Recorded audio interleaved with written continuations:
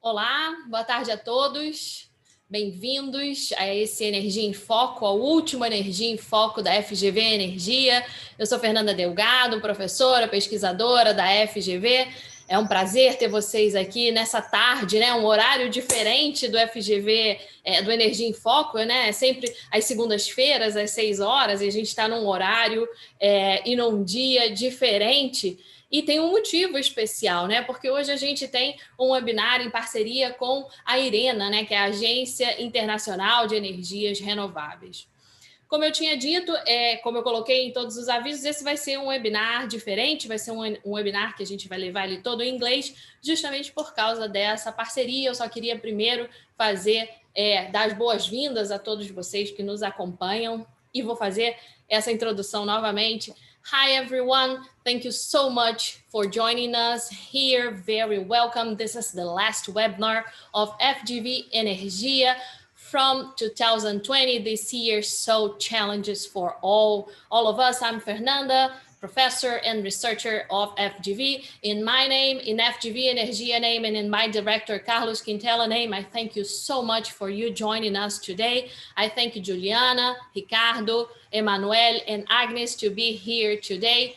I appreciate the presence of you in this webinar and the kindness of all of you to join us on this discussion about hydrogen, and the kindness and I appreciate IRENA of this partnership with FGV. I hope we can reap up very good fruits from this partnership that we are starting today. So I'm very happy today because we are among friends. We are among very old friends. Ricardo, Juliana, and I, we did our PhD together, and there goes more than 15 years ago. So we are very old. And a lot of years ago, we did some PhD, you know. And Agnes is a very good friend that the energy sector gave me. And Emanuele came with the partnership with IRENA. So I'm very comfortable today, and I hope you join us and you enjoy the conversations we are gonna have today. Juliana Marreco is from the energy sector of Vale, and is gonna represent the private sector for us today here. Vale is the biggest mining company in Brazil and used to be the biggest mining company in the world. I don't know if it's still the biggest. Juliana is going to tell us this. Agnes Costa is the advisor of the Ministry of Mines and Energy and knows everything about energy and the power sector in Brazil. Ricardo Gorini is from IRENA. We use it to work together, and he used it to be from the EPE here in Brazil, and Emanuele is from IRENA as well, and is gonna bring us everything regarding hydrogen in the world. First, we have some housekeeping today that I have to tell in all webinars that we handle here in FGV. First, everybody's watching us on YouTube, and you can send us your questions through Slido. Please send us your questions. We are going to be delighted to discuss your questions here. Even if we don't know the answer, right? We can discuss it here. Everything we say here, me, the panelists, is our responsibility. It's not FGV, and we all send our images to be used by FGV. Finally, I will let the guests speak. I would like to thank you, our maintainers that keep FGV Energy to be possible, to keep our researchers, a Century, CEPEL, Eletronuclear, Enel, Equinor, Furnas, Ipiranga, Itaipu, e PetroRio. I really thank you, all of you, to keep our researchers alive. Well, we are all learning about hydrogen in Brazil and in the world. But what we know is that energy transition is not going to happen in the same way in all countries in the world. And especially in Brazil, we need to understand that no size fits all, and no, the solutions are not going to be better and not going to be the same solutions for all the countries. We have advantages that are not for the other countries, and we have to know if hydrogen is going to be an advantage for us. And we have to trace a path towards it. we have to understand the agenda that Brazil wants to be, that where we want to be in the future for our energy sector, and to trace an agenda for it. So, said that, I'll pass the word to Gorini that will make his introduction, and then we will pass to our panelists. Gorini, please. Thank you very much, Fernanda. Really, it's a pleasure.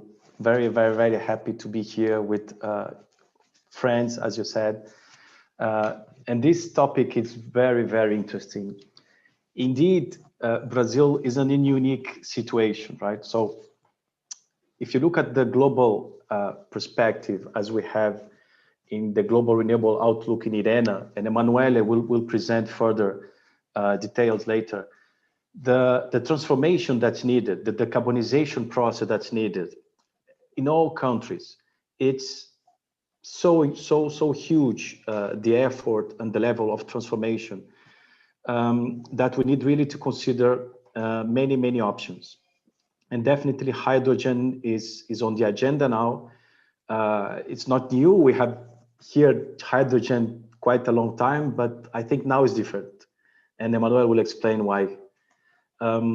Basically, if we look at all the countries that have announced decarbonization targets, all the information that's related to the sectorial change that are needed, Brazil is, as I would say, indeed very unique position as due to these competitive advantages. If we look at the renewable energy solutions, already there, so Brazil is a leader on this sector, 45% renewable energy in the total primary supply, 85% on the power sector. So here, what we discuss is how Brazil could even go further, and how could Brazil benefit of this cheap renewable electricity and move ahead, looking not just inside the country, not just the national level, but also abroad, looking at the perspectives and the markets abroad and how to benefit from that. I'm not going to mention all the renewable energy potential, cheap renewable energy potential. IRENA has also some interesting reports. The costing team in IRENA has an amazing report. I will also invite you to have a look there, showing exactly these benefits in terms of Brazil. So having said that, and looking forward for this understanding on how Brazil could really match these opportunities, I would like to introduce you to my colleague and friend Emanuele. Emanuele really is an expert on the topic. He has a PhD on this energy technology aspects. He has been working for decades in the energy sector in many different chapeaux, so the private sector and also UN organizations, and recently, not so recently, at IRENA, the International Renewable Energy Agency, and he has also an experience on Eni, so the oil and gas company from Italy. So it's interesting to have this perspective, from different views, and how this hydrogen now can play a big role. But he's not just doing hydrogen in IRENA, he's also working on these flexibility aspects and the coupling solutions. So he has a very broad and comprehensive approach to bring us today. So having said that, please, Emanuele, the floor is yours. And thank you once more for accepting this invitation. We're very happy to have you here.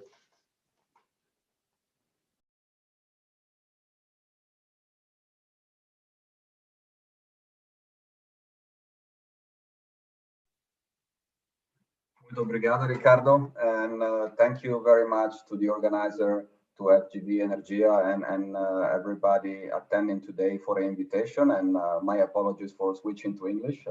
I understand among friends it's easier to speak your native language, but if I speak Italian, probably it's not going to be very comprehensible. So I'll stick to English for my presentation. As Ricardo said, I also worked on these topics with a different chapeau more than 15 years ago. That was in Eni. And we looked at hydrogen as many other people did. Early 2000s, it was a hot topic for the first time, maybe for the second time for some people. not for me at least, but definitely was the first hype, and it resulted in very little progress, unfortunately. What has changed? So before I start to give a general perspective on this, a reflection on where we are today, how this is different. We just finished an IRENA event with the UNFCCC discussing the net zero scenarios as a very important pillar of energy policy and climate policies in more and more countries. Well, this was not the case a few years ago. We didn't have a Paris Agreement, and so we didn't have a global shared decarbonization objective. And we started a bit more shy, if we want to say it like this, looking at what we could do with renewable electricity. We had a great success story in cost reduction and deployment of solar and wind in the power system. That's where the flexibility angle comes from to a large extent. But we realized that we were not going to decarbonize, not only not at the speed we need, but also we were not going to decarbonize the hard to decarbonize sector. And so Brazil is in a unique position with bioenergy that many other countries don't have this resource at this scale. But bioenergy and electricity alone will not get us to 100% decarbonized energy sector. And for that, we really need to think about sectoral integration. We need to think about linking energy and climate policies, but also looking at elements of economic development together with that. And this is where hydrogen fits very well. It is not the cheapest thing to do today, but it can be the missing link, if we wish to say so, in this trend that we're seeing today towards net zero objectives. So a few of the recent deliverables from IRENA in this space, most importantly, the global renewables outlook, which Ricardo is leading, and I would say a few more words about that in the next slide. We also released a deeper perspective towards net zero on end-use sectors in September this year. In addition to two hydrogen reports we released in the previous years, 2018 and 2019, we just released today another report on hydrogen electrolyzer, looking at cost reduction for green hydrogen. So how do we link this abundant, affordable, renewable electricity with water and get hydrogen out of it? Well, this is a machine that is quite complex to a certain extent, but not as complex as the quantum physics required to master PV that we already managed quite well as a feature of the energy transition. So it's something that we need to just scale up very quickly, reduce cost, increase performance, and we have some thoughts about that. And then finally, we released our first hydrogen policies report, first in a series, a couple of weeks back. We also established this year a collaborative framework, working with member countries and partner organizations on accelerating green hydrogen development and deployment, looking at some of the key barriers. So we identified a work program for this. We started partnering with institutions that are active in this field. We have already 65 countries that actively participated in this dialogue, and states in accession are also most welcome. And we are now scaling this up and starting to roll out this conversation into action. And finally, one of the recent flagship events of IRENA Innovation Week, at a very important angle this year, looking at decarbonization of end-use sectors. And again, hydrogen featured prominently in this discussion as well. And this is also very recent, it's 2 months ago. So Ricardo's and IRENA's flagship report, the Global Renewables Outlook 2020. What do we see here? Where we are heading today, it's an increase in emissions if we don't act on a rapid response to the climate crisis.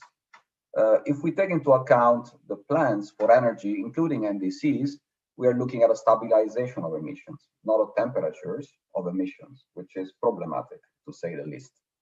So to be in line with a 2-degree scenario, 66% chance of 2 degrees, let's say, by 2050, what we need to get to in 2050 is what you see with the blue lines. So first of all, implement all the plans and the NDCs and go well beyond that. To go beyond that, what we need is essentially electrification, energy efficiency, and then to a lesser extent, bioenergy and renewables in molecules, which is hydrogen and derivatives. This is clearly a challenge, but this is not net zero yet. And probably the biggest challenge is the last bit, where hydrogen becomes even more important. And of course, the pace at which we want to do this will affect the scale of the investments required significantly. where do we see hydrogen being used? So this is a small overview of the energy sector, of course, extremely simplified. And first of all, in transport, when we first looked at it, many of us in early 2000s, it was all about fuel cell cars. IRENA doesn't think this is really the application today. Where we see hydrogen in transport is really in heavy transport, shipping, aviation, and to a limited extent in trucks, where strong competition from batteries is also emerging. Industry, and this is really where we should start. This is the main consumer of hydrogen today, around 100 million tons being used today, all of it from natural gas and coal. A small percentage of that comes as a byproduct of chloroalkali in industry. So this is not for energy transition. This is for a demand that exists today. And so one of the key points we try to make is to start decarbonizing the existing demand. But to go beyond that, and I will say a bit more about that as an interesting angle for Brazil, we also have to think about new angles, new commodities. I remember when I started in this area, one of the exciting new developments was bioenergy for materials. So bioplastic, and Braskem was at the forefront already back then, and it still is. New ideas, what hydrogen can unlock, direct reduction of iron ore for iron exporting countries is a very significant opportunity. And not many countries have that opportunity. I would say probably 2, maximum 3. And Brazil is one of them. And then finally, the gas grid. Where a natural gas grid exists, there has been a very rapid uptake from gas system operators in this space, and they have been advocating for essentially reusing existing infrastructure with some upgrades to basically have a hydrogen infrastructure in coming decades. And this will allow to decarbonize end uses currently connected to this infrastructure. A dive in on the direct reduction of iron ore. I think this is probably relevant for further discussion for Brazil. We just wrote a paper earlier this year with our director and some former colleagues, where we looked at ideas on how this could unlock a global trade and relocation of industry, as this is clearly a low-hanging fruit that could be enabled by hydrogen. So iron making being the main source of emission through coal in blast furnaces, the direct reduction of iron ore process is proven, and DRI is a bulk commodity. It's also lighter than iron ore to transport, so it's also saving something on transportation cost. So the idea is that countries like Brazil, and to a large extent also Australia, could really scale up DRI and through that export a green commodity. And why green commodities are important? Well, we are discussing in Europe at this moment a carbon border adjustment mechanism.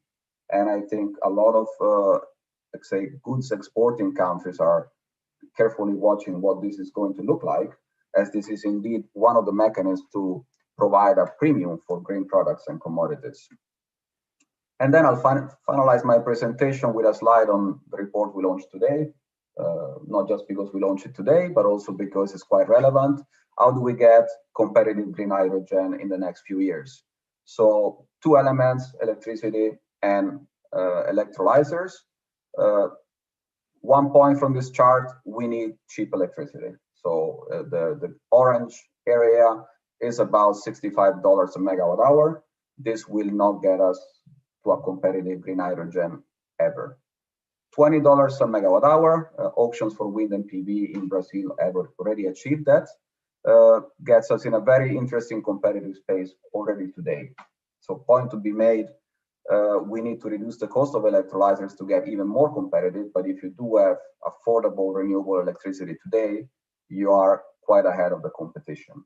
And with this, I will just conclude my presentation and looking forward to the discussion. Thank you very much. Thank you, Emanuele. That was incredible and very, very enlightened, and to see that despite everything, Brazil has a very unique position, and it's nice to know that we still can keep up all this discussion, and we still have a place to, to go and to be on this discussion regarding the climate policies, and there is a room for Brazil. Well, we are going to start. Our dynamic is going to be as all the FGV ENERGIA webinars. We are going to start some questions and answer session, and while we are waiting for the public to send us questions, we are going to be delighted to receive your questions. And I will start with a question to where is here? I will start with Agnes. Agnes, as everything we hear, where hydrogen fits this multi-energy Brazilian agenda, we really need more diversification on our matrix, or for us, it's just better to focus on what we do best. We just focus on what we have and that's it. Or this diversification is something good. Agnes, thank you very much for joining us here. Please. Hi, Fernanda. Hi, Gorini. Hi, Emanuele. And hi, Juliana. I'm very glad to be here. It's a pleasure to meet you, Juliana and Emanuele. I didn't know you before, but I'm very glad. So it's the first time that I discuss hydrogen in a webinar, but I'm very pleased to do that because yesterday we launched our national energy plan, the 30-year energy plan, and it's the first time that we have in the disruptive technologies a small section about hydrogen. And it's important to state that this discussion has come back because, I don't know, some 10 years ago, we were discussing hydrogen at the ministry, 15 years maybe. Gorini was still there at the ministry working with me at that time. And then we focused on other energy sources, but we see this discussion coming very, very strongly, I don't know, for 2 years more or less.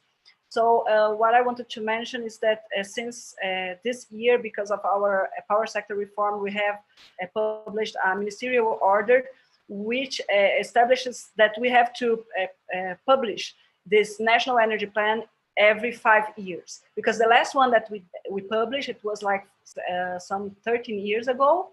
So our expectation is that for the next one, we will have a better understanding about what the policy for hydrogen in Brazil is. So that being said, what I can say is when we look into Brazil, we are looking into a country that has all this richness in all kinds of energy sources. And when we look into hydrogen itself, we know that it can be produced from several energy sources and through mainly steam reforming process.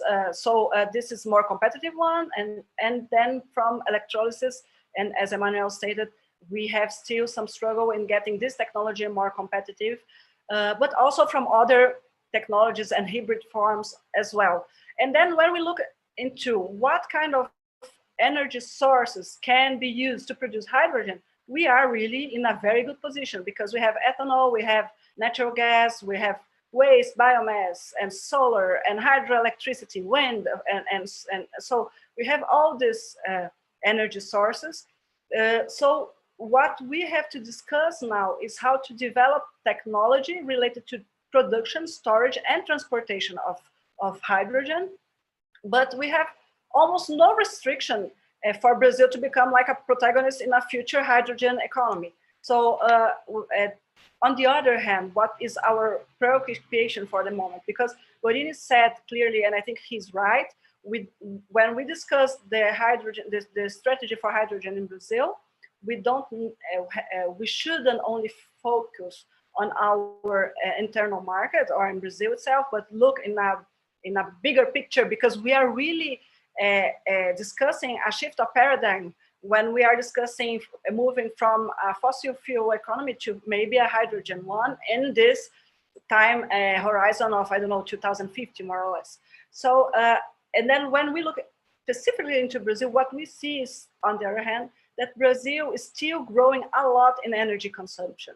When we look, I think, at the last 10-year energy plan, we were expecting in 10 years an energy consumption growth of 27%. So we can say that compared to developed countries, we are still coming from energy poverty position. We know that we have in Brazil the 5th largest population in the world and the 9th largest economy of the world. So I think there is a lot of perspectives in terms of the internal market as well. So in this sense, I think that there is a lot of room for hydrogen to gain space in our energy mix without shifting the use of other energy sources. But on the other hand, as to conclude, as when we think that maybe the whole world economy is transitioning from fossil fuels to hydrogen, then when the world stop consuming emitting energy sources, then Brazil, what we hope and what we have to work on now is that Brazil will be able then to supply for its own hydrogen needs, but also to offer its surplus to other countries. So I think we are really in a good position, but we have to start planning. So this will be my first message.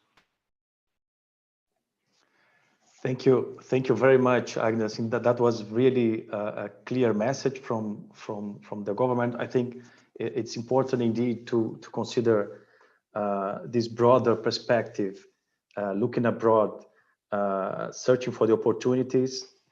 You are right. I mean, Brazil has everything that's needed to make that happen. Indeed, maybe later we can also follow up on these policies or perhaps regulations. I know you're an expert on the topic. Perhaps this is starting to be discussed as well. But I think there is a clear link and very good link now, because we can hear from Juliana how the private sector is really considering hydrogen, and especially Juliana in Vale. So Vale, as Emanuele mentioned, is perhaps also in a unique position. Is really maybe one of the possibilities to start with using hydrogen. By the way, actually, we do consider that in our global renewable outlook, as Emanuele mentioned. So perhaps and hopefully, Juliana can let us know if this is being discussed in Vale. So thank you very much, Juliana, and the floor is yours.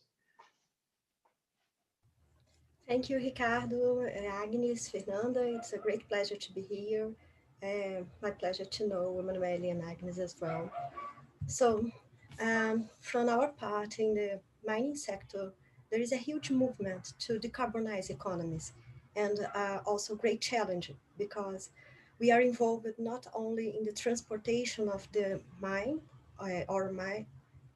but also in the production, in the industrial sector, and involving hard to abate sectors. So that is a great challenge.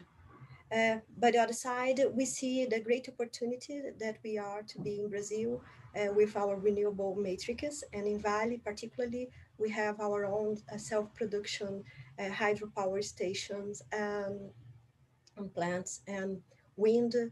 We see the great opportunity of renewables in Brazil to produce green hydrogen, which is the way that we see to really deliver the commitments to decarbonize economy. Our product, we see this is an important commitment. In the last Vale Day in early December, it was committed now to reduce emissions in scope 3, which is a huge challenge for us, 15% to be more specifically. I just want to show here on a slide about our commitments, because we really see it's an important matter that all great companies in the world should, should embrace. It's a really important cause.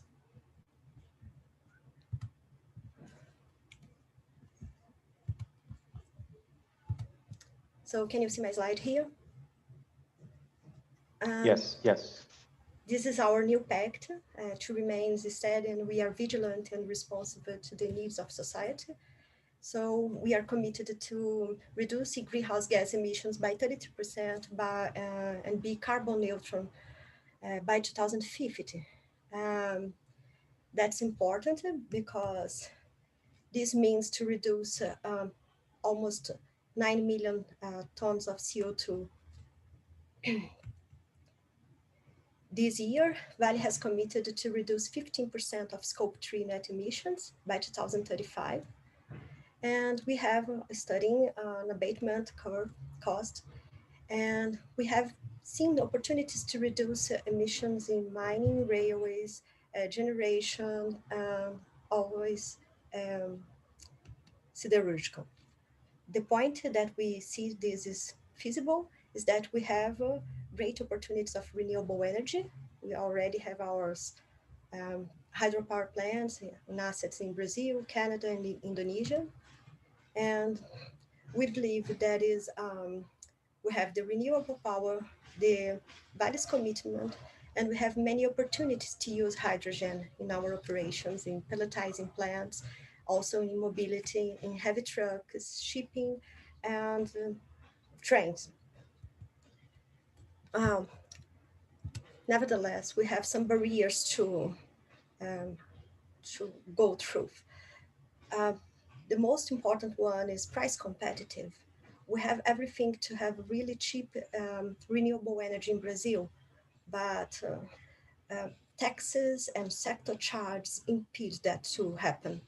So we could have much cheaper energy if we could count on policies to foster this kind of new technologies. The same way that we have been successful in promoting wind power and solar power in Brazil, we do believe that it's important to have a particular policy to foster hydrogen opportunities. The costs, the way they are now, they are really not competitive, but we believe this is a way to decarbonize, and we are searching for opportunities, and we can offer the scale, which is an important parameter to reduce costs. We have the scale, we have the renewable energy, and that could be even cheaper without so many charges. And so we have the technology going each time more advanced and readiness. So we have multiple opportunities to use hydrogen, and we are looking for projects and partnerships at each of these areas. But we still see some important barriers that maybe with policies we could take the advantage. And I also agree that Brazil could be more than for us in Vale to use hydrogen. We could be a really national world hub of producing hydrogen due to our favorable matrix. Thank you very much, Juliana. It's very nice to see Vale, which is a very, it's a company that, like all mining companies and all other companies that work with extractive industry, has a big footprint on the environment, is very concerned about it. Vale has a historical projects regarding decarbonization. When I used it to work for Vale, we worked together on the biofuel project, and the project was to fulfill the north and northeast system of the company with 20% of biofuels. And I don't know if this project went on or was discontinued, but it's nice to know there are always projects on the way on the company. Thank you very much. Emanuele, we're gonna start with some questions from the audience. The audience is very curious about regulation, as Gorini said, but I will let Brazilian regulations questions. All of them I'm gonna address to Agnes, and there are many. But there is something here that you can help us. There is a question, and there are a lot of anonymous questions. I like when people say their name, so it's nicer. But people are saying, Emanuele, about Brazil, how is feasible for us to get on this wave of opportunity for the hydrogen if we were not able to surf the wave of the natural gas? As to say, this question, as far as I understand, I guess the people, the person who sent this question is still watching us. As we were not able to surf the wave of the natural gas, we lost our timing on natural gas. The whole world used natural gas, but we didn't.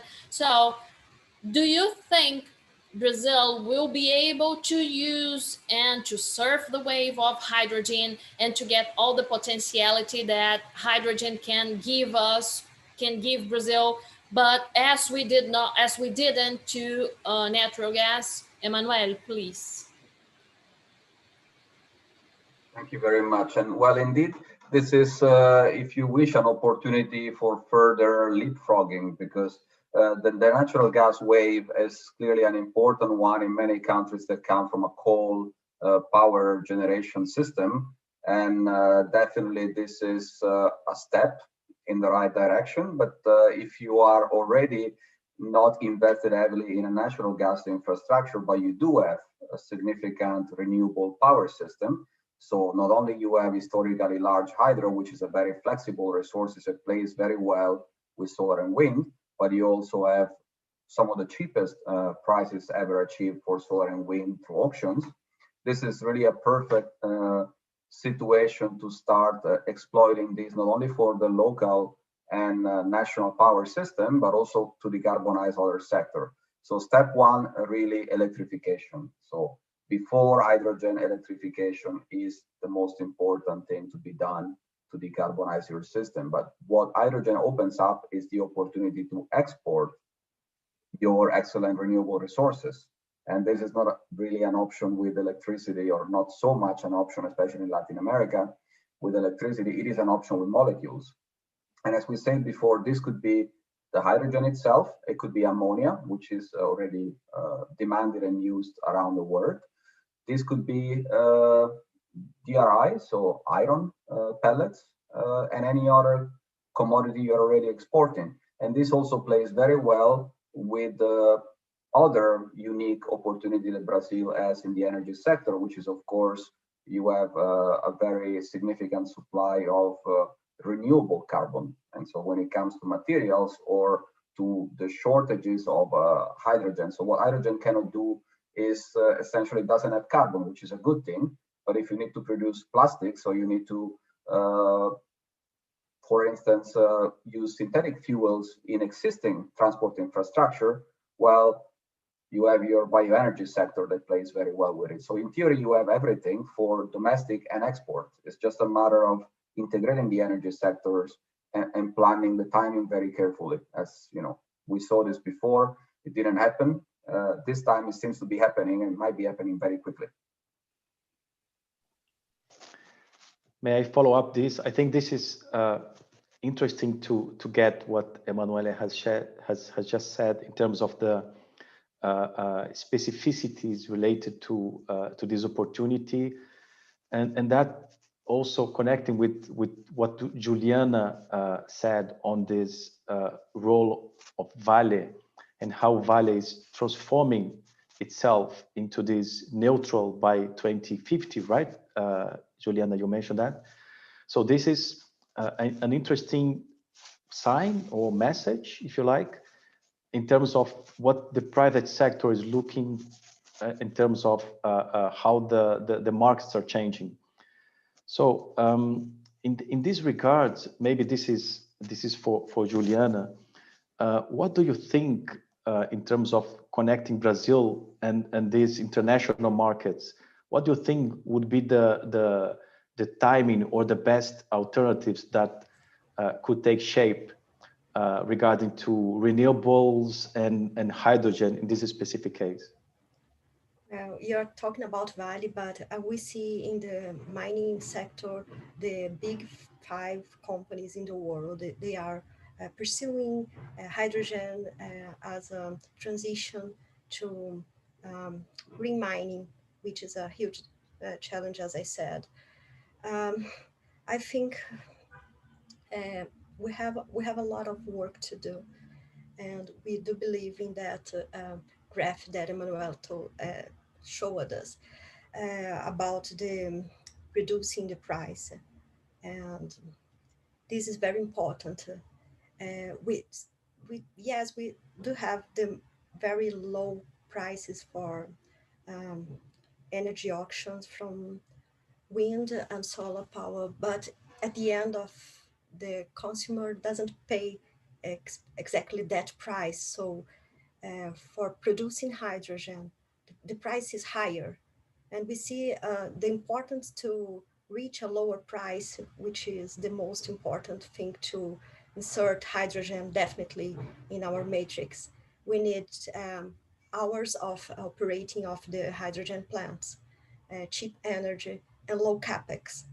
I do believe low capex come from scale. We can afford the scale in the mining sector together as a joint partnership of mining companies that there are several initiatives happening now. We can provide more hours of operating since we have this huge opportunity in our energy matrix. The final of this triple important thing would be the energy price that seems to be very low, but at the end, it doesn't arrives to the final consumer that low due to sector burning charges. And so we have something that we could do.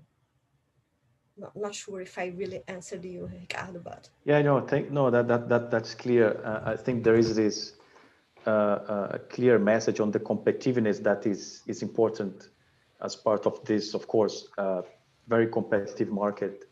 And I was asking that because when we look at the global renewable outlook, for instance, and this 1.5 Paris Agreement scenario, we need to really go fast. So the idea here is the transformation that's needed is not for several decades. It's really to be discussed now, to start to do business very soon.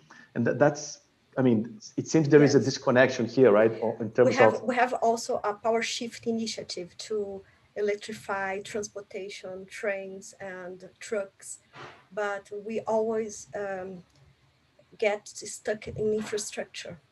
So the faster to transform the infrastructure is really a great challenge. We have to provide infrastructure for storage and transportation of the fuel from the place where it's generated until where it should be consumed. So infrastructure, I think it's also a bottleneck. Thank you, Juliana. Thank you so much. Agnes, in practical and strategically terms, how far we have progressive? How do you imagine the strategy for hydrogen for us in the future? Thank you, Fernanda. I was taking notes. All this that Juliana has mentioned is very important. As you know, we are undergoing the power sector reform, which we call the modernization of the power sector. And one of the main challenges there is to have more transparent and reasonable prices, what we call rationalizing all our energy charges and cross subsidies that we have. So this is really being done, and we are really deep into this. But Juliana, I think you are right. There is a lot to be done in this sense as well. But on the other hand, when we talk specifically about hydrogen, as I mentioned to you, it's not, we don't have yet a strategy for hydrogen, but what we see, it's maybe like, it's really what moves us now is that all countries have and some of them have very ambitious decarbonizing targets, and they are really betting on the green hydrogen and seeking for international suppliers. So we have been looked for by many potential partners because they are looking to our ability to supply green hydrogen. And for example, I think last month there was a webinar and they were talking about Germany, who allocated 9 billion euros for hydrogen investments, and 2 billion only for partner countries. So we see that we could speed up and become partners and seek for these opportunities, because as you mentioned, reducing capex is really a big challenge. So there's no doubt that Brazil can constitute a relevant export market for green hydrogen, and taking advantage of this national competitiveness that we have in all the energies, green energy sources that we have. But on the other hand, what you mentioned, that Juliana mentioned, is that is very important to observe is that unlike developed countries, Brazil does not have the resources to significantly encourage the exclusive adoption of the green route, considering specifically that still a not competitive one. And then when we see all the technologies, we know that not all hydrogen routes will be competitive in the short term. And when Gorini says we have to speed up and try to start as soon as possible, what we are thinking about and how we see this for the moment is that we can start development at the market for hydrogen with technological neutrality, taking advantage of the abundance of energy sources that we have. So EPE is always talking about the rainbow hydrogen is what we mentioned. So how we name it. So we have natural gas, ethanol, waste, wind, solar, nuclear, possibly as well. But why that? Because we think that when we look in this more broader way of all kinds of sources that we have, the possibilities to produce hydrogen centrally, for example, in refineries, but decentralized. We have biogas in the south, we have biofuels in northeast and central east. We have, they are really spread. So we have to start from somewhere, and we have to look for economy of scales, scope savings, strategic synergies, and what's very important, and you mentioned, technological development and sector coupling, because for example, mining with, I don't know, where, depending on where the mine is, what kind of energy could be used to produce hydrogen then. But of course, we are really looking forward to establishing broad international partnerships, but maybe not focus only on green hydrogen, and discuss, we are already discussing to design, like I mentioned, a hydrogen roadmap, and we have been already looked for by, I don't know, several international partners who want to support this initiative, in fact, because everybody is interested about what we are, how are we going to deal with the challenge of developing an industry and being a producer of hydrogen. So, and then when I looked into the challenges itself, and it has to do with what you mentioned, and this is already mentioned in the National Energy Plan that we launched yesterday. So the challenge now is to define a legal framework and regulations for use, transportation, and storage of hydrogen. And when we look what we want to do, we have, where we would like to start is to establish like a market design and improve regulations related to quality, security, infrastructure for transportation, as mentioned Juliana, storage and supply, and also looking to partner with international parties that are interested to develop cooperation in hydrogen projects and as well in market development. So I think we are in a good path, but at the beginning of a good path, but we are in a good moment. And I liked a lot when Emanuele mentioned the leapfrogging perspective, because it's really, I think we are at the beginning of a new paradigm, as I mentioned, in terms of like an economy fueled by another energy source. And this won't come from one day to the other. But if we start from the beginning, looking into the possibilities, and then doing our homework and look internally how to develop the infrastructure that we need, the logistics that we need then I think we are in a better place in some years. So this is what I would like to say, and this is how we are for the moment looking into that. But I hope to have news for you in some months or a year or so. Thank you. Thank Just you. more questions, but you May already I said a lot. Go ahead.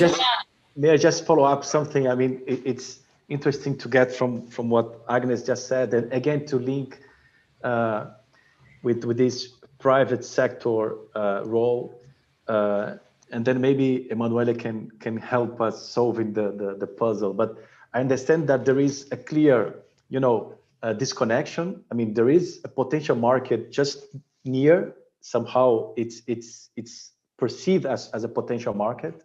At the other side, we still have some barriers or maybe issues to be solved, and it's very good to know that the government is trying to make that happen, trying to connect both. But the question to Emanuele in this case is looking at these international opportunities.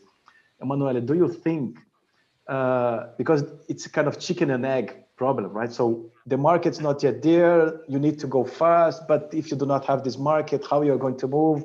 So maybe you could bring us some insights and what has been discussed in all those forums that you have been dealing with regarding these hydrogens, how we will have the market. Thank you, Ricardo. $1 million question, very difficult to have a simple answer. Well, 3 points I would like to really follow up on this based on what Agnes just said. I think very, very good insights there on what is the thinking in Brazil. So the issue about speed, it goes both ways. You need to time it well, not to invest too early, but you also have to be careful not to invest in stranded assets. I think one of the issues with the rainbow color of hydrogen is that at the end we need two things. We need cheap, and we need a premium for it to be low carbon or zero carbon. And of course, the two things are connected, because if you have a very low premium, then you might end up just doing from gas without CCS. And if you do have a medium premium, you might do a lot more of CCS and less of green. If you have a very high premium, the end game at the end for decarbonization is green. So the whole logistic is the same. The source is clearly different. The impact on the power system is very different, but also we need some learning investments to be paid by someone. And here really the question is who's going to pay for this around the world, globally. We saw the story for PV, and now Europe especially is very concerned about not repeating the story of PV, that somebody pays the learning investments and somebody else reaps the benefits of this. And so timing it carefully is very important, because you can bring down the cost and make the technology ready for CCS or for electrolyzers, and the two are completely disconnected. And so you cannot possibly invest in bringing down the cost of both. It's really going down to national strategies. The other element is how do we move timely? And I think one complicated piece of the puzzle is the guarantees of origin. We are starting to work on this at IRENA together with partners. And it's really how this will be designed will be determining what kind of markets are opening up. So how do we certify that the green hydrogen is green, or that the blue has certain amount of emission per kilogram? And what is the premium that people are willing to pay for different colors? And as we heard, some countries will only buy green, some countries will only buy below 100 and something grams a kilogram, and it's very complicated. And we've seen this for electricity in Europe. It was already complicated. In hydrogen, it's way more complicated. So I think this conversation will end up being simplified at one point, and how this turns out will determine what kind of markets open up. Are we actually going to do this across the board for commodities and energy carriers and connected to the electricity system in a very much integrated energy system strategy, or not? And then the last element, really going back to where Agnes started the presentation on what is happening in Brazil, the electricity market reform. This is an excellent opportunity to think about these issues in the context of the electricity market, because a hydropower dominated market with solar and wind is a very interesting one, because it's already very flexible. But once you start adding issues like hydrogen production, we all know that paying full grid costs for producing hydrogen will not lead us to competitive hydrogen. So some of the issues that Juliana raised are really part of this thinking. So in some countries, we have very high residential tariff and very low for industry. In some countries, it's quite the opposite. Well, hydrogen production to be competitive will be an interesting one. And there's a lot of discussion about co-locating renewable generation with hydrogen production to minimize any grid cost and therefore not really pay the grid cost because it's not hinging on the existing power system. Because if we do hinge on the existing power system, it's a lot of additional demand. And at one point, it might be leading to significant transmission investments that might be problematic to combine with the need for cheap hydrogen. And I would just stop it here. I don't know if I answered the question, but I don't know if it was possible to answer. It was just some reflections on this. Thank you, Emanuele. Juliana, you would like to add something? Yes, Fernanda, thank you.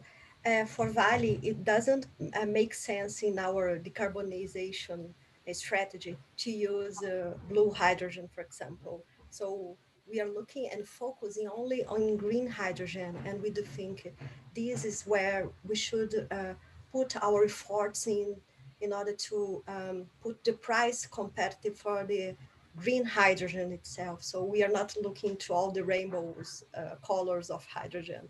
Another point is that we are already considering abatement emission costs in order to try to help these projects to be feasible, but it is still not closing the count. So we need further policy help to try to make it feasible and to convince our shareholders that this is the way. And we do believe, but we still need, there's something that needs to be done in order to make it, the transition happens faster, as you said, Gorini. What kind of help are you talking about, Juliana? Tax relief, first of all. Okay. Policies to incentivize green hydrogen, to look to the country as a possible a world hub to embrace this opportunity, to understand the importance that we can provide the scale, we have the natural resources, and what's missing. We need some support to reach a balance and make it affordable by now. So that's the way that I see it could be speed up now. Well, I don't know if it's on the government agenda of this government agenda right now, but anyway. Well, Gorini, we are an hour event. We have more questions, Gorini. Yes, shall we just have another round? I think it's important also to listen a bit from Emanuele on this. What is the role of IRENA in this hydrogen discussions, and maybe he could further explore the platform, hydrogen platform, and how, for instance, Brazil could somehow, if desire, join that, or how this is taking shape, Emanuele. Thank you very much, Ricardo. Well, really, the idea of the collaborative framework on green hydrogen is to open the discussion to everyone. So IRENA, as an intergovernmental organization, at the moment has 162 members. These collaborative frameworks open the discussion to public and private sector. So we started a ministerial roundtable in January on this topic of hydrogen, where we had CEOs on one side of the U-shaped table and ministers on the other side. And they had a very interesting conversation. And they say, well, we want more of this. Can we continue this conversation? And so we started bringing in the large private sector in this conversation in end of September in this collaborative framework. So we brought in the Hydrogen Council, which brings in Fortune 500 companies from around the world and all sectors. And now we're engaging increasingly with the World Economic Forum. So we are starting a little bit from the top large private sector, large organization. Also because hydrogen is really is a game for large players. It's very nice to imagine this small hydrogen fuel station in rural areas, but well, the economics might be very challenging. It's really a game where the large players can make it happen. And so in this environment, member countries are doing a lot, but they're doing different things and they want to share experiences as well. And this is a very good opportunity to really compare and benchmark in a space that is moving so rapidly with peers from other governments. So we really have a global conversation ongoing there. And some of these topics that we touched upon today are very relevant. And the platform is built in a way that the countries can just come to the table and suggest which issues they would like to discuss with the peers and with the private sector at the same time. And we will see how we can possibly structure some of these conversations being a mix of additional events and analytical pieces of work, sharing of best practices through online platforms, and essentially a combination of this is a way to host continuous ongoing conversation on these subjects. Thank you. you. It really makes a difference. Having go ahead, this Juliana, go ahead. It really makes a difference to have this network for sharing scientific technologies and new, because it's all happening right now, and we have so many investigations to be done. So to have a net of researchers and scientists to share this knowledge is very important to speed up also. I think IRENA has a very central role in this whole thing. You know, like may I comment on some things? I think when we talk about sharing knowledge and R&D and innovation, this is another discussion that emerged from the power sector reform. We are really working hard to signaling priorities in terms of R&D, and hydrogen will probably, of course, be on this list because we see that there is room to develop lots of solutions, and there's a need to look for them. And I don't know if everybody knows, but in Brazil, we have what we call publicly oriented resources for R&D in the power sector and oil and gas as well. So this is something that is already in our pipeline. On the other hand, what Emanuele mentioned is we are already seeing a light for hydrogen in the power sector when we are discussing now the power sector reform, because we are shifting our procurement strategies in the midterm. Stop focusing on energy resources, but more on energy technologies, or what we call supplying technologies, so that we can fit into that storage or flexibility and several other prerequisites that hydrogen can respond very well. So there will be room for it.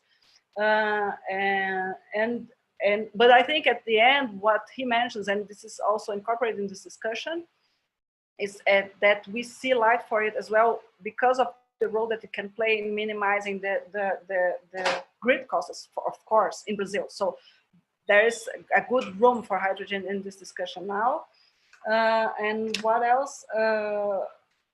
Yeah, and yeah, I think this is what I wanted to mention. I think that we started looking into this in recent years, but I think that we are gaining speed as the whole world is. So, and I think for sure that these international collaborations are very important. And it's very good to know when Juliana addressed and Gorini was asking about it, that the private sector is really another kind of, and a very important one, what we call dictator of our expansions somehow, because we see this in the power sector, but in mining it's very present, and it's becoming more and more clear. We are for the moment working together with the Laboratory of Financial Innovations that is from our, I'm going to call CVM, valores imobiliários. Yes, but there is a big initiative. Our SEC. Yes, our SEC. Yes. Our SEC, yeah. Yes, exactly. Yeah, exactly. With the Inter-American Development Bank and several other institutions, they are working into developing new green financial services or products. And from our ministry, because of the mining sector, we are really embarking in these discussions because we see a lot of room for the green mining and how to attract capital for this kind of investment. So I think it's really on the agenda now. And then just to finish, we just passed today at Câmara dos Deputados at Congress one bill, will pass by the Senate as well, but discussing one of the directives in the bill is that we have 1 year to value or to think how to value the environmental benefits of our energy sources in the power sector. And we are looking into this because we see that the power sector is already so green and so renewable. And now the discussion is, we are really discussing this with the Ministry of Economy, that we can look into what we call the fungibility of the markets, because we know that other markets will really need somehow this clean energy certificates, or I don't know what we will come up with. But we are really seeing that there is a demand from the market for this kind of policy, for this kind of orientation. And to conclude, what I wanted to say is, when we look at the National Energy Plan, it is our way to show in clear words what we think that the strategies for the country are, so that the private sector can align its expectations and invest. So this year we came up, as I mentioned, with a small part for hydrogen, but already addressing what you mentioned, Juliana, the need to develop regulation and policies. But I think that I think in some years we will have really something more robust, so that the private sector can really see what we think that they can do, because this is where investment comes from in Brazil. So it's really important to align all the expectations. And you mentioned regulation, Agnes. I have a question here from Marcos Lehmann, and he's asking how much of the regulatory framework of the natural gas we can just copy to build a regulatory framework for hydrogen. I think this is a very important and interesting discussion, because we are passing the natural gas bill as well. So we are undergoing all these transformative changes in our energy sectors or subsectors. But one interesting discussion that I witnessed at the beginning of this year in the UK was the thought about repurposing gas grids to hydrogen. So when we think that we are still developing our grids because of this new regulation, what we are already thinking is, could we think about designing or regulating or specifying these grids that they would, from the beginning on, be able to transport also hydrogen? I don't know. So these are kinds of leapfrogging initiatives or thoughts that we are having. But for sure, I think they're still being developed in terms of the gas market in Brazil. It's not the industry itself, but the market itself, their reorganization with all the divestment decisions of Petrobras. So I think we will have to deal with all these energy sources at the same time, and the regulatory innovations as well. Now this is getting very interesting, right? I mean, the topics are connected to each other, and we know very well, Agnes, these natural gas discussions for long. I mean, as well, Juliana. So, but I think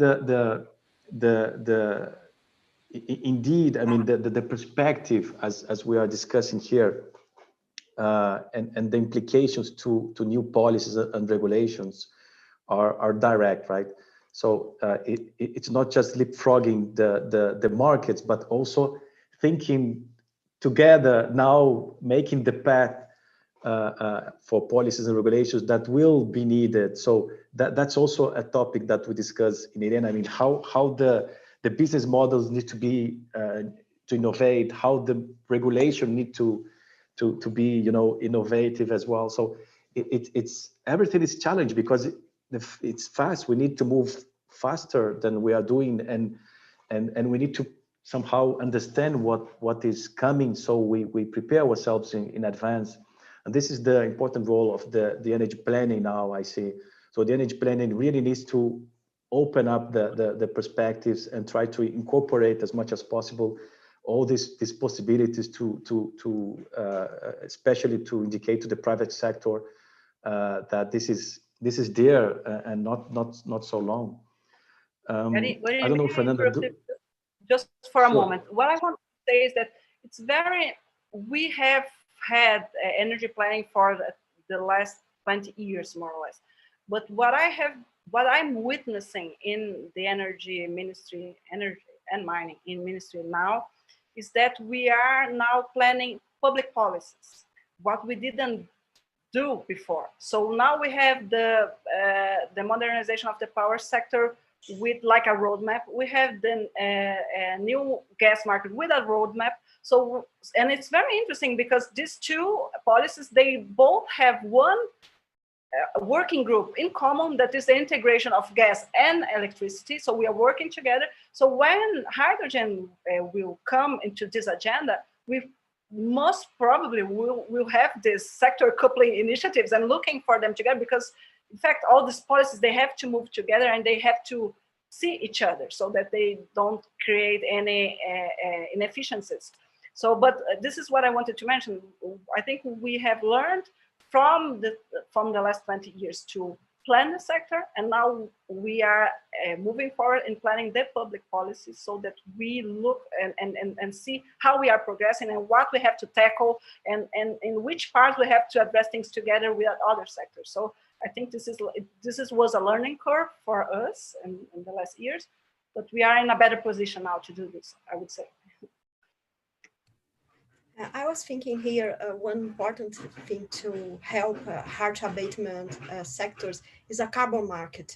Carbon market will have a fundamental role in these hard to abate sectors, I think so. Indeed. Just a quick comment. I think it's really exciting where this discussion is going towards the end. There's a few things I just wanted to follow up on. I think the question about is important to plan the regulation for the hydrogen together with the ones for the gas. I'd like to split that in two and say, well, the infrastructure very much. So there is an opportunity of building a hydrogen-ready infrastructure in the UK and in Europe. We are repurposing an infrastructure that has been paid off already. So we basically have an asset that is there, it's been paid for, and we want to, let's say, make it hydrogen ready to use it longer. Once you're building it from scratch, it's much easier and cheaper to do it directly with in mind to be 100% hydrogen compatible, because you can use it for gas today, you can blend hydrogen into it, and then you can finally go 100% hydrogen without starting to worry about which flange or compressor do I need to replace. This is not simple. So the conclusion in Europe is we are just going to build hydrogen backbones, because if you start looking at every single flange in the system, it's extremely complicated. So you save yourself a very big headache on the infrastructure.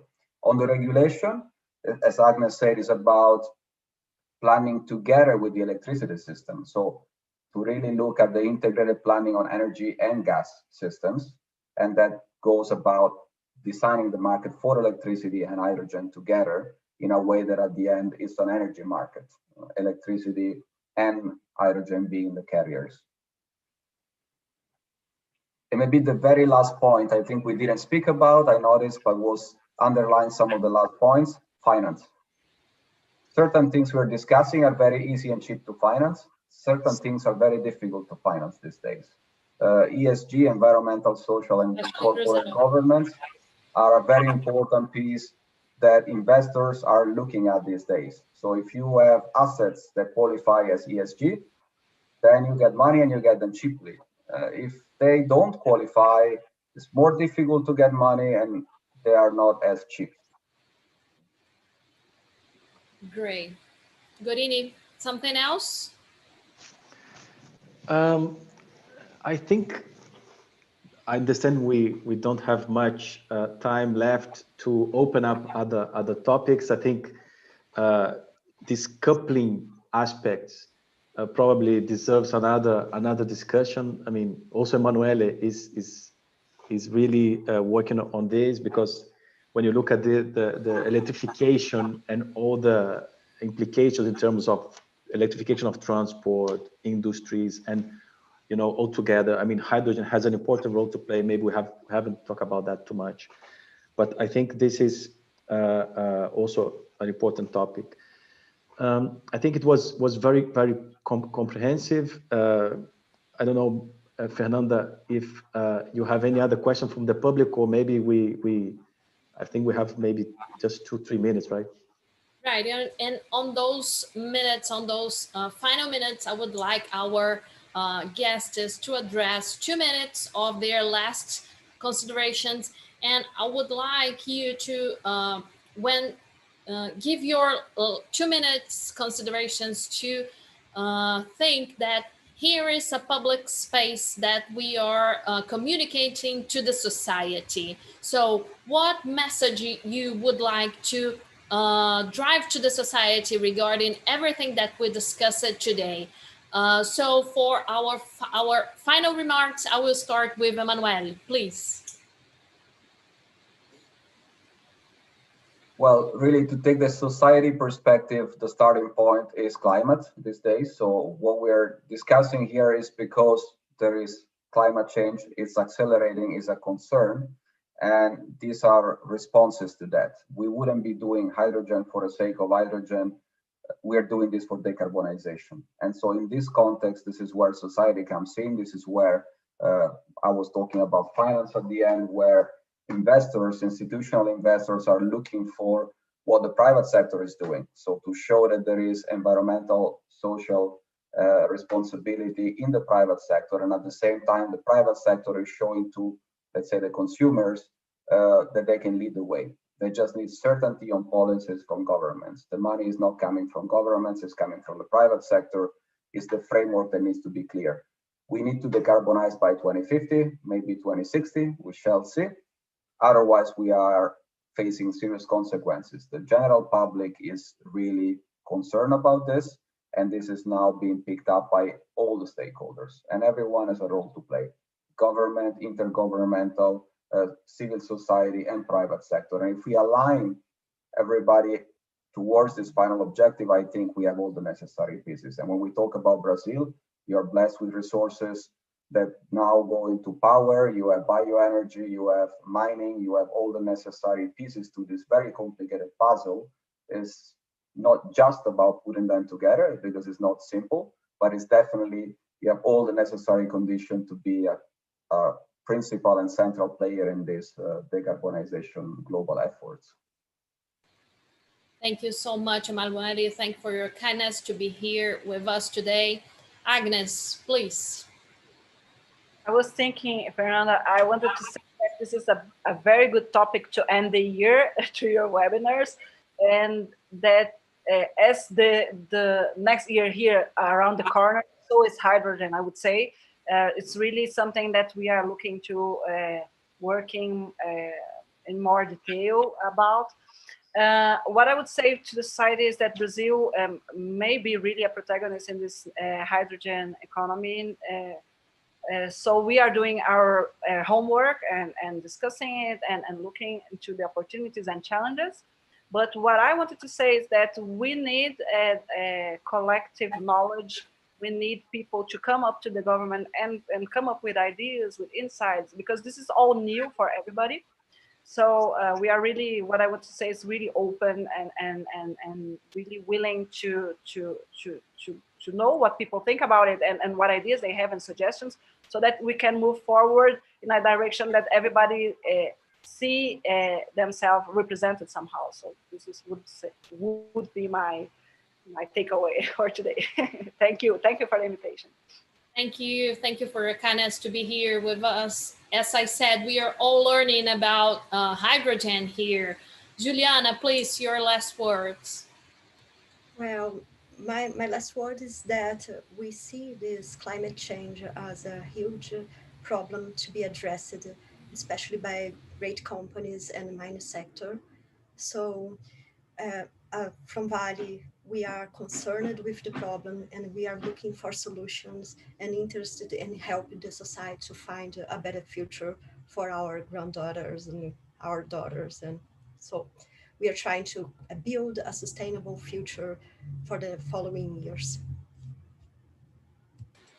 Thank you, Juliana. Your challenge is really huge. Thank you so much for being with us today. Gorini, please, for your close-up. Thank you all very much indeed. It's a pleasure to be here with friends as we start with. Really was a very informal conversation. I think we all learn a lot about hydrogen here. I think the message is clear to Brazil. Brazil has a unique position, has an important role to play in this perspective. Yeah, we have homework to be done in Brazil and everywhere in the world, as we have been discussing.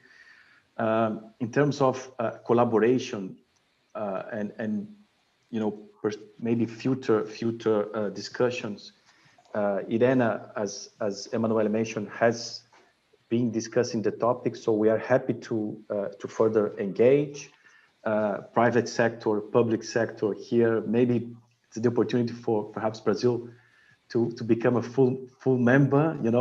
By the way, the DG was at the World Economic Forum, Brazil World Economic Forum yesterday, I think, or the day before, I'm not sure anymore, and he has addressed that invitation to Minister Bento. So that's a good opportunity. Hopefully that's the case. But I think having said that, indeed, it looks like hydrogen will be on the agenda for next year quite alone.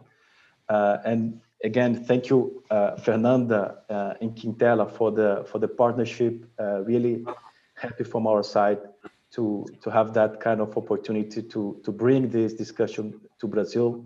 And especially thanks to Emanuele, having you here this time here in Bonn. So thank you very much for that opportunity. So back to you, Fernanda. Thank you, Emanuele, Agnes, Juliana, Gorini. Thank you so much for joining us today, and for you that has been following us since 2 p.m. Thank you so much. No meu nome, no nome da FGV Energia e do meu diretor Carlos Quintela, eu agradeço a vocês que acompanharam a gente hoje à tarde e encerro os webinários da FGV Energia do ano de 2020 e vejo vocês em 2021 retomando os nossos webinars, os nossos programas e as nossas discussões sobre o setor de energia. Obrigado por nos acompanharem esse ano tão desafiador aqui em 2020. Obrigada, gente. Boa tarde.